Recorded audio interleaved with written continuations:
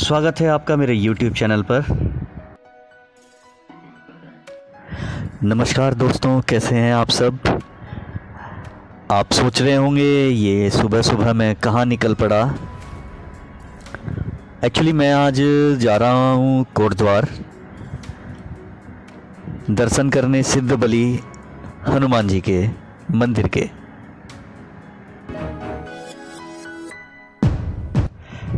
ठीक 5:30 बजे मुझे बस मिल गई थी और सीधी बस मिली मुझे कोटद्वार की। ये सबसे अच्छा हुआ, प्रभु का नाम लेके मैं निकला था और उन्हीं की कृपा से बड़े आराम से मुझे सीधी बस मिल गई, वरना बहुत मुश्किल हो जाती है सीधी बस मिलना। ऐसा मैंने इसलिए कहा क्योंकि हमारा जो गांव का स्टैंड है ना, यहाँ पर लंबी दूरी की बसें बहुत कम रुकती हैं। ये अब हम मेरठ शहर में एंट्री हमने कर ली थी और बस स्टैंड के बिल्कुल ठीक पहले ही हम पहुंच गए। अभी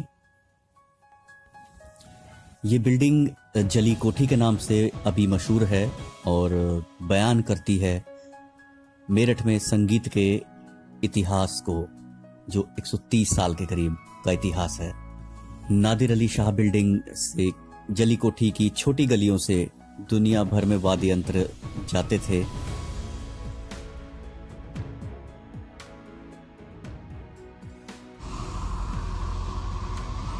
कितना खूबसूरत दृश्य है, आप देख सकते हैं। इंजीनियरिंग के साथ में भगवान भास्कर।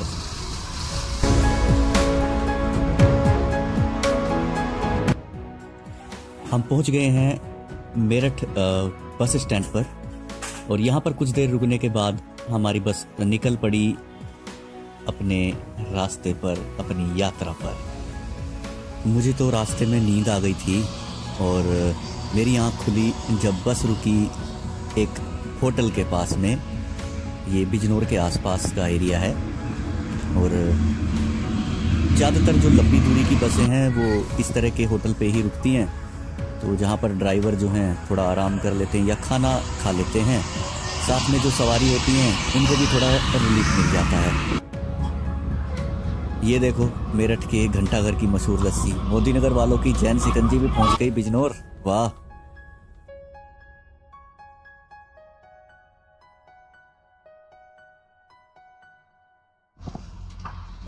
लगभग 20 मिनट रुकने के बाद ये हमारी बस निकल पड़ी है यहाँ से। मैंने तो कुछ खाया भी नहीं था, मुझे मन में मेरे यही था कि मैं प्रसाद चढ़ाकर तभी कुछ खाऊं।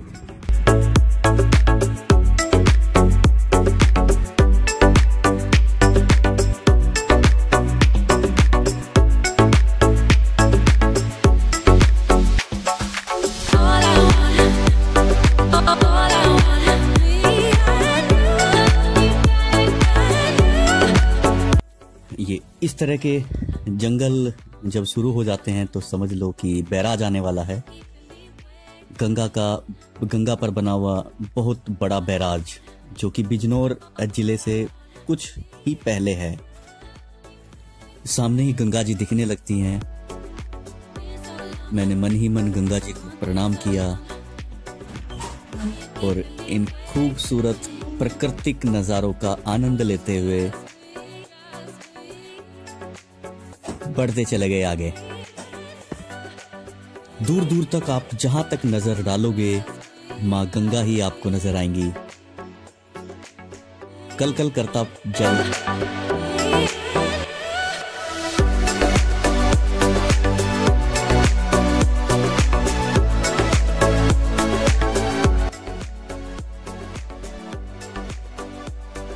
हम पहुंच गए हैं बिजनौर। ये बिजनौर का छोटा सा बस स्टैंड है लेकिन बहुत तो महत्वपूर्ण है। और बिजनौर से निकल पड़ी हमारी बस। ज्यादा देर नहीं रुकी है, बस एग्जिट किया है और एंट्री की है बस।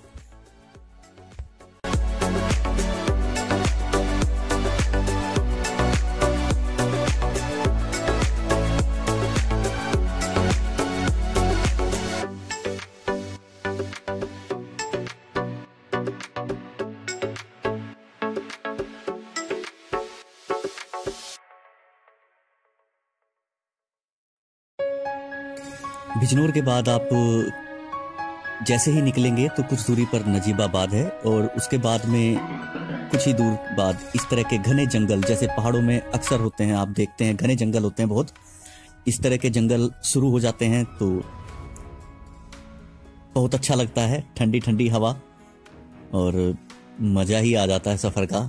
मुझे घूमना बहुत पसंद है, तो मुझे तो अच्छा लगता है, चाहे बस हो, कार हो, बाइक हो या पैदल ही क्यों ना हो। अब हमने एंट्री कर ली है कोटद्वार शहर में। बहुत अच्छा शहर है, पहाड़ भी दिखने लगे हैं। ये यहाँ पे एक चौक आता है, मुझे चौक का नाम तो याद नहीं है क्या है, लेकिन बस उत्तर प्रदेश परिवहन की थी तो बस स्टैंड पे नहीं जाएगी, तो हम यहीं पर ही उतर गए और यहीं से मैंने एक जो रिक्शा होती है वो ले ली थी सिद्धबली हनुमान जी के मंदिर के लिए।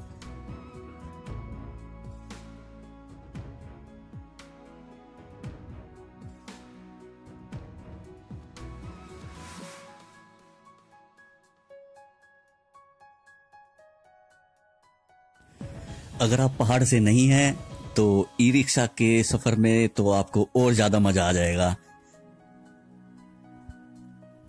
चारों तरफ हरियाली और ये पहाड़ की तरह से घुमावदार सड़कें, बहुत अच्छा लगता है।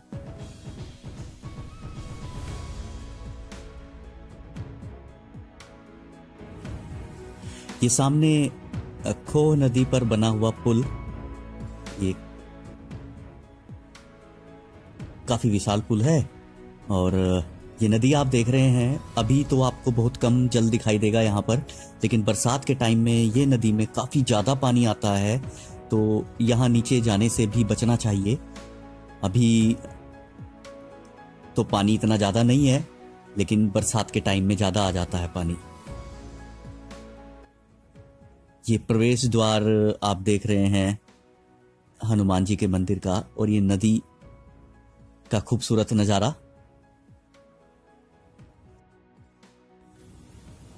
काफी प्राचीन मंदिर है और सिद्ध पीठ है, काफी विशाल प्रवेश द्वार बना हुआ है। और यहाँ मैंने प्रसाद ले लिया था।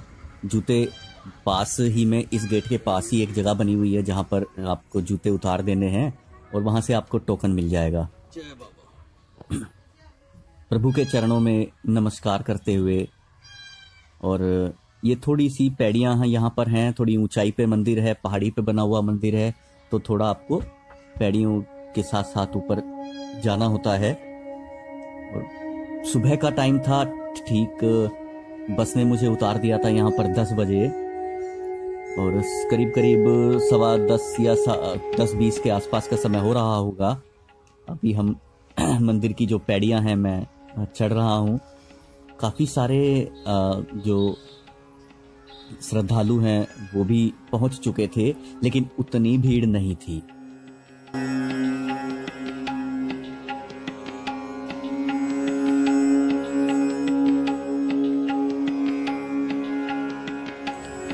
ये कैंटीन बनी हुई है हल्का फुल्का कुछ खाने के लिए, जैसे बच्चे कभी कभी जिद करने लगते हैं। और सुबह का टाइम था, बहुत बेस्ट टाइम है ये आने के लिए। ज़्यादा भीड़ बिल्कुल भी नहीं हो रही थी उस टाइम पर, और मेरे दर्शन करने के बाद काफ़ी भीड़ हो गई थी। तो सुबह के टाइम जितना जल्दी आप पहुंच जाएंगे उतना अच्छा रहेगा आपके लिए।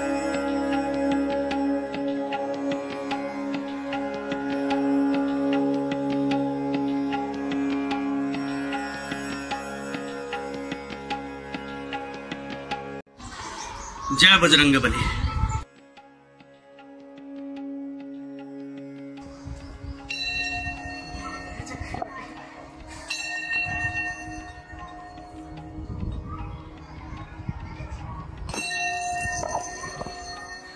पैड़िया चढ़ने के बाद जो हल्की फुल्की आपको थकान होगी, प्रभु के दर्शन करने के बाद वो सब दूर हो जाएगी। एकदम शांत आपका मन हो जाना है। आप खुद ही महसूस करेंगे उस सकारात्मक ऊर्जा को जो वहाँ उपस्थित है। मैं पहुँच गया था सिद्धबली हनुमान जी के मंदिर में, जो स्थित है कोटद्वार की पहाड़ी पर।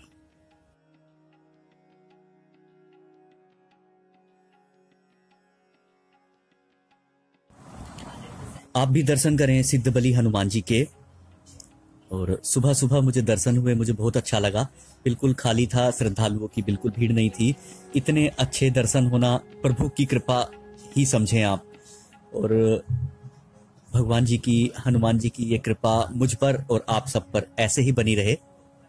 मन बहुत प्रसन्न हो गया था, सकारात्मक मैं महसूस कर रहा था खुद को, और आने वाला वक्त भी अच्छा रहे, परिवार के सभी सदस्य स्वस्थ रहें, यही मेरी कामना थी। और इसी के साथ मैंने आपको भी ये दर्शन करा दिए हैं। आप भी सब प्रणाम करें भगवान जी को। इस मंदिर के बारे में अगर मैं बात करूं तो समुद्र तल से लगभग 600 मीटर की ऊंचाई पर स्थित है। और कहा जाता है कि एक सिद्ध बाबा ने यहाँ पर हनुमान जी की सिद्धि प्राप्त करी थी। आपको जानकर आश्चर्य होगा, यहाँ पर हिंदू ही नहीं आते हैं पूजा अर्चना के लिए, दूसरे समुदाय के लोग भी यहाँ पर पूजा अर्चना करने के लिए आते हैं। और जब मन्नतें सभी श्रद्धालुओं की पूरी हो जाती हैं तो यहाँ पर वो भंडारा और प्रसाद चढ़ाते हैं। कहा तो ये भी जाता है कि यहाँ पर हनुमान जी ने स्वयं दर्शन दिए थे। और ये बात बिल्कुल सत्य है कि यहाँ पर दर्शन करने के बाद श्रद्धालुओं की हर इच्छा पूरी होती है। यहाँ से आप देख सकते हैं खोह नदी का सुंदर नज़ारा, खोह नदी की सुंदर घाटी। और ये नदी बहुत तेज बहाव के साथ बहती है बरसात के समय में, और कई बार अपना रास्ता ये बदल चुकी है। लेकिन मंदिर अभी भी अपनी जगह पर इसी तरह से टिका हुआ है।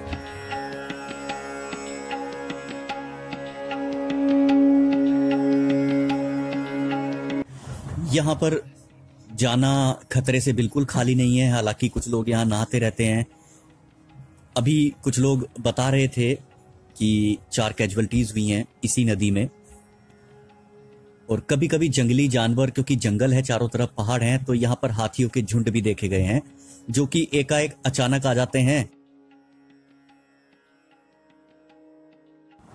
हनुमान जी के दर्शन करने के बाद जो मुख्य मंदिर है, जो गर्भगृह है, उसके दर्शन के बाद चारों तरफ का नज़ारा, खूबसूरत पहाड़ियों का नज़ारा, प्राकृतिक आनंद लेते हुए अब नीचे की तरफ चलना था वापस।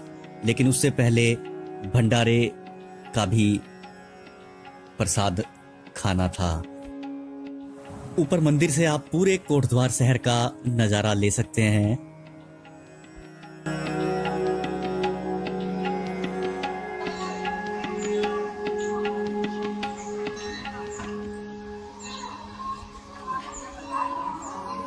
मैं पहली बार यहाँ आया था तो हल्का सा पैड़ी नीचे उतरने के बाद में एक शिव मंदिर भी बना हुआ है, जहाँ पर भगवान शंकर विराजमान हैं, शिवलिंग के रूप में भी और एक प्रतिमा के रूप में भी।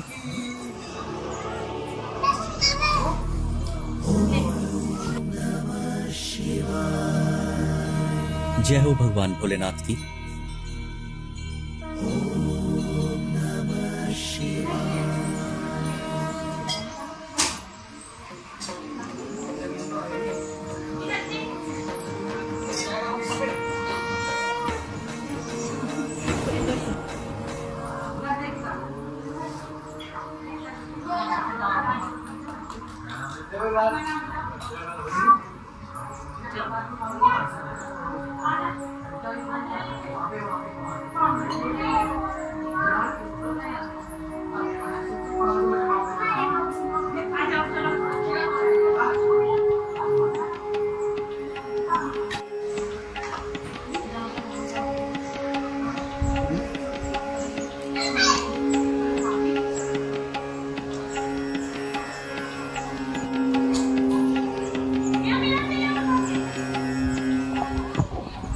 शिव मंदिर से जैसे ही हम कुछ दूर आगे चलते हैं तो एक पेड़ के नीचे शनिदेव का भी एक बड़ा मंदिर है।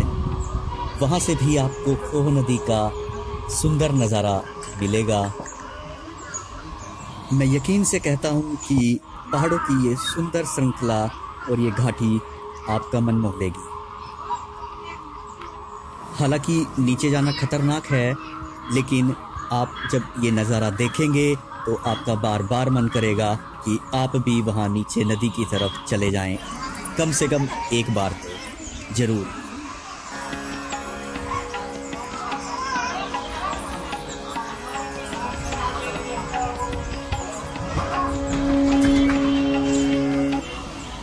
फिर मैंने सरनी देव जी को भी प्रणाम किया और आगे की ओर चल पड़ा, क्योंकि सुबह से कुछ नहीं खाया था। सच बता रहा हूँ, भूख बहुत जोरों से लगी थी।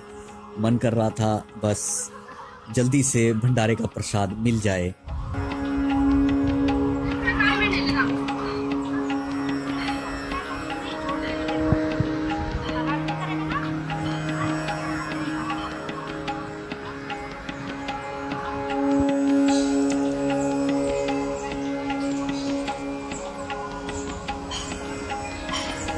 मैं अकेला तो आया, लेकिन अकेले आने का बस एक ही थोड़ा सा वो लगता है कि फोटोग्राफी नहीं हो पाती आपकी, और साथ में अगर कोई रहता है तो बातचीत होती रहती है। चलिए चलते हैं भंडारे की ओर।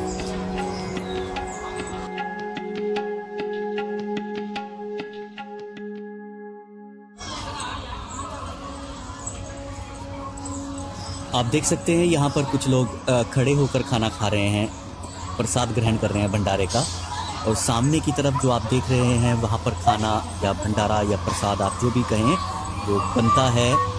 और ये देखिए यहाँ आप देख सकते हैं गरम गरम पूरियाँ, सब्जी प्रसाद के रूप में जो आपको प्रदान की जाती हैं। और यहाँ पर जो लोग भंडारा करते हैं वो आपको प्रसाद दे रहे हैं। आप पत्तल पे प्रसाद ले सकते हैं अपना। अगर आपको खड़े होकर खाना है तो बाहर जगह बनी हुई है, वहाँ पर आप ऊपर रखकर भी खा सकते हैं। और अंदर अगर इस हॉल में आपको खाना है तो आप बैठ कर खा सकते हैं। यहाँ पर काफ़ी सारे लोग आप देख सकते हैं बैठ कर खा रहे हैं। तो मैंने भी अपना प्रसाद लिया और बैठ गया। भंडारा कर लिया है, प्रसाद ले लिया, अब चलते हैं वापस घर।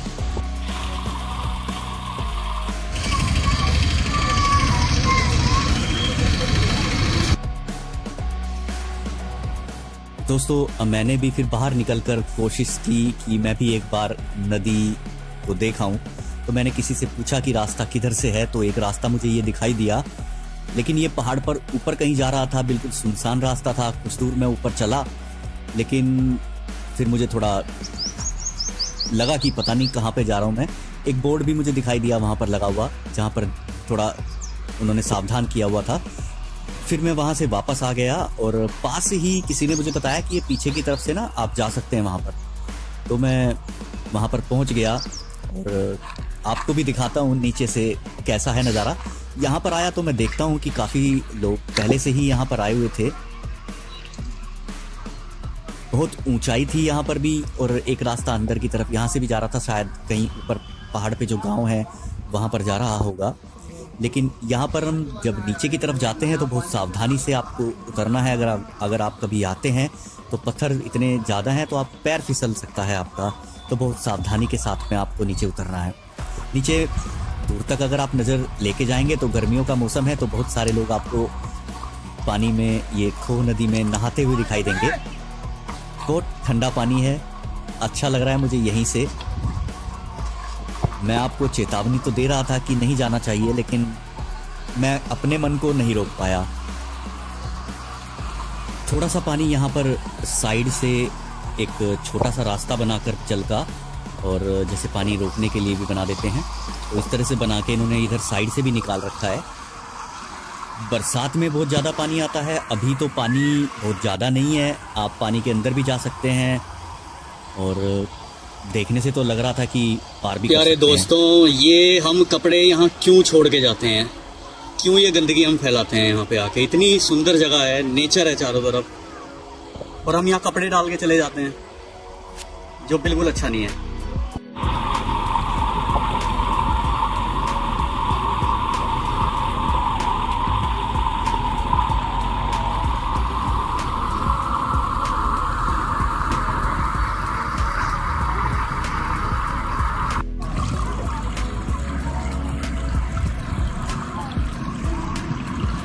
कितना साफ, स्वच्छ और बिल्कुल साफ पानी है कि आप अंदर तक देख सकते हैं इसके। मैं भी वहाँ कुछ देर बैठा और खुद को नहीं रोक पाया वहाँ रुकने से मैं, और मेरे मन में जो आनंद उस टाइम आ रहा था, मैं आपको शब्दों में उसका वर्णन नहीं कर सकता हूँ। आपको ये खुद ही महसूस करना होगा। कुछ लोग नहा रहे थे, पानी कम था तो पूरी मस्ती कर रहे थे सब वहाँ पर। मेरा भी मन हुआ नहाने का, लेकिन वापस भी आना था, तो किसी दिन फिर से आएंगे।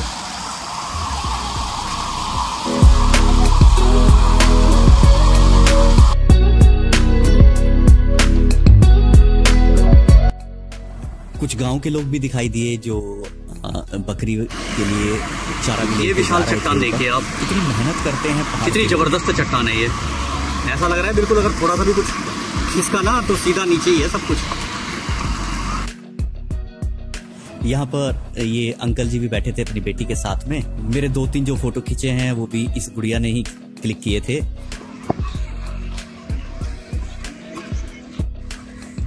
इन पत्थरों से ना चढ़ना भी संभल के है और उतरना भी संभल के है। सांस चढ़ गया भाई।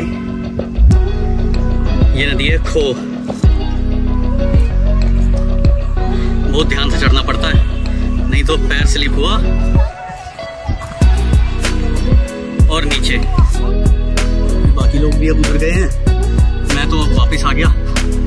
टाइम काफी हो गया है और चलने की तैयारी भी करनी है क्योंकि शाम तक घर पहुंचना है।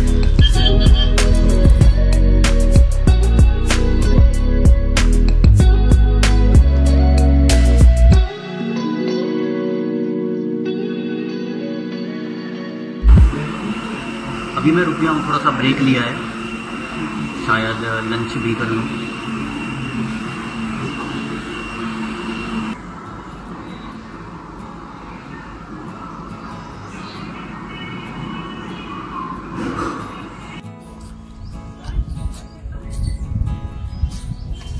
ये पास में ही यहाँ पर सिद्धबली रेस्टोरेंट भी है और ये शायद होटल भी बना हुआ है। यहाँ मैंने पूछा था तो उन्होंने बताया था मुझे कि पहले से ही बुक कर देंगे तो आसानी रहेगी रूम्स के लिए।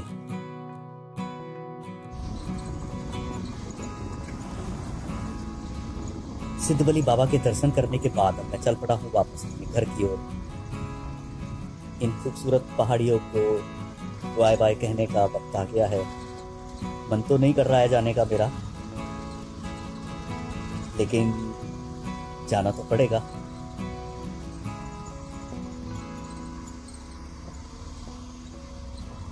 कोशिश करूंगा फैमिली के साथ बन जाए। अभी से तो नहीं कहता हूं मैं, क्योंकि फिर पूरा भी करना चाहिए। बनाएंगे कभी, अगर सिद्धबली बाबा जी बुलाएंगे आदेश का पालन कर देंगे।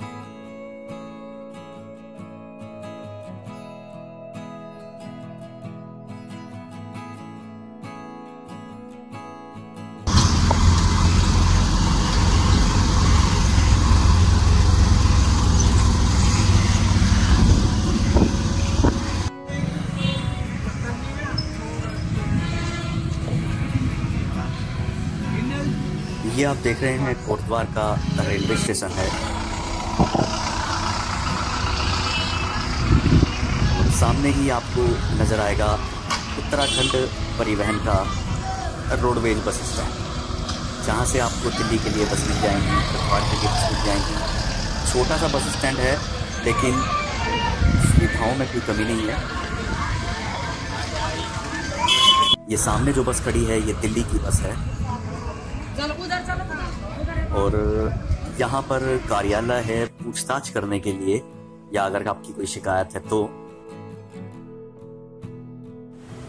मैं जब वहाँ पर वेट कर रहा था बस का, क्योंकि बस की टाइमिंग थी, जो बस खड़ी थी उसमें सवारियां फुल हो चुकी थी, तो मैं फिर वापस आया उसी चौक पर जहाँ पर मुझे उत्तर प्रदेश परिवहन की बस ने उतारा था। लेकिन वहाँ पर भी बस नहीं थी, काफी टाइम हो गया था बस को आए हुए। मैंने इंतजार किया, लेकिन तभी मुझे एक कार मिल गई थी।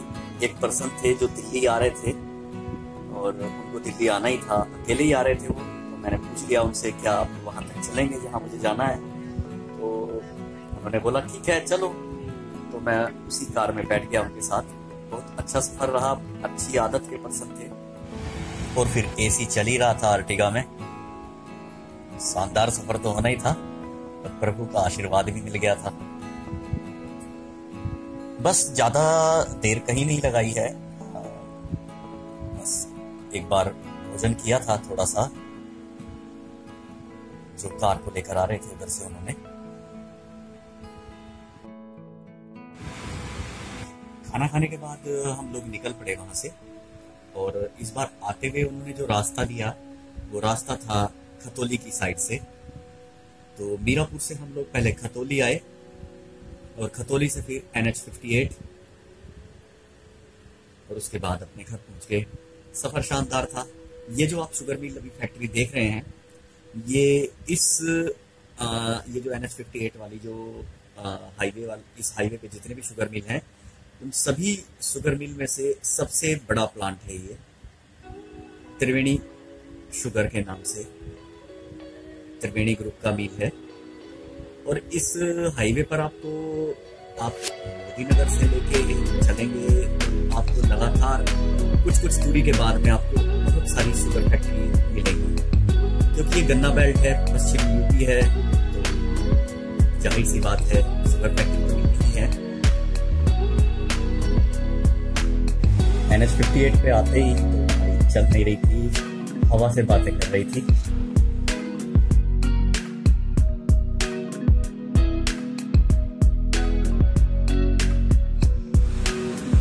मेरे पहुंचने के बाद में CNG भी डलवाई गाड़ी में, और उसके बाद में फिर से अपने सफर की तरफ वापस अपने घर।